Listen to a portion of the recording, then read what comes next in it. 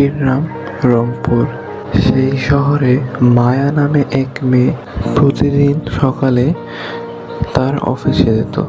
একদিন অফিস থেকে ফেরার পথে তার এলাকার এক চাচার সাথে দেখা হয়। চাচা তাকে দেখার পর বলল, দেখো, তুমি এক বাচ্চা মানুষ, তুমি একা বাড়িতে থাকো, এটা কিন্তু ভালো নয়। তোমার পেছনে যে কেউ পড়ে যেতে পারে। আর এই শহর অতটা ভালোও নয়। আর এই শহরে অনেক বখাটে ছেলে আছে, যে কেউ তোমার পেছনে পড়ে যেতে পারে। এতটুকু কথা বলে লোকটি সেখান থেকে চলে গেল এবং মায়াও তার বাসায় ফিরে এলো। প্রতিদিনের মতো মায়া সকালে অফিসে যেত এবং অফিস ছুটি হলে বাসায় যেত। কিন্তু একদিন হঠাৎ করে রাস্তায় এক অজানা লোক মায়ার পিছু করতে লাগলো। লোকটি মায়াকে পিছু করতে করতে তার হোটেল পর্যন্ত এসে পড়েছিল এবং কি দরজায় আওয়াজ করতে লাগলো। কিছুক্ষণ পর মায়া দরজা খুলে বাইরে এসে দেখলো সেখানে কেউ নেই। সে কিছুটা আশ্চর্যজনক বোধ করল।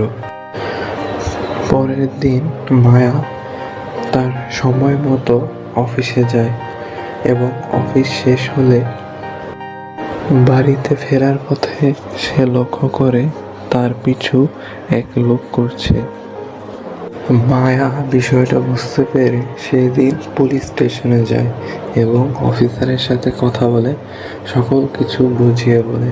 অফিসার তার কথা শুনে বলে, আচ্ছা ম্যাম, আমরা বিষয়টা দেখছি, আপনি নিশ্চিন্তে বাড়িতে যান, আমরা বিষয়টা দেখে ভেবে বলছি। সেদিন রাতে ইন্সপেক্টর বরবাদ এবং কনস্টেবল হরিপদকে বলল, বুঝতে পেরেছো হরিপদ, মেয়েটা মনে হয় কোনো সিরিয়াল কিলারের চোখে পড়ে গেছে। হ্যাঁ স্যার, আপনি একদম ঠিক কথা বলছেন স্যার। তাহলে এখনই আমাদের স্পেশাল ফোর্সকে ইনফর্ম করা দরকার। সেদিন থেকে স্পেশাল ফোর্স মায়াকে চোখে চোখে রাখতে শুরু করলো। সেদিনের পর থেকে মায়া প্রতিদিন সকালে অফিসে যেত এবং বিকেল হলে সময় মতো বাড়িতে ফিরে আসতো। ঠিক এইভাবে কয়েক মাস কেটে যাওয়ার পর হঠাৎ একদিন সেই সিরিয়াল কিলারটা মায়াকে ফলো করতে শুরু করে। যারা যারা চ্যানেলটাকে এখনো সাবস্ক্রাইব করেনি, চ্যানেলটাকে সাবস্ক্রাইব করে এই ভিডিওতে একটা লাইক করে কমেন্ট করে দিন। মায়া যখন হোটেলে পৌঁছে তার রুমের দিকে পৌঁছাচ্ছিল তখন সেই সিরিয়াল কিলারটা পিছন থেকে দৌড়ে এসে মায়াকে ধরে ফেলে। ঠিক তখনই মায়া এক চিৎকার দেয় এবং স্পেশাল টাস্ক ফোর্সের একজন অফিসার সেখানে চলে আসে। অফিসার সেখানে পৌঁছানোর পর মায়া তাকে সব বলে। এর ফলে সেই সিরিয়াল কিলারটা ভয় পেয়ে বলতে থাকে যে, আমি কিছু করিনি, আমি সম্পূর্ণ নির্দোষ। তখন সে অফিসার বলে, তোমার যা কথা আছে তুমি থানায় গিয়ে বলো। তোকে অনেকদিন পর ধরেছি, বুঝতে পেরেছিস এখন তোর কি শাস্তি হতে পারে।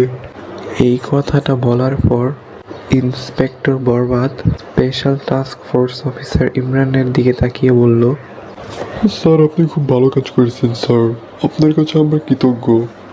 আর কি, তোমরা এখন ভিডিওতে লাইক আর সাবস্ক্রাইব করোনি?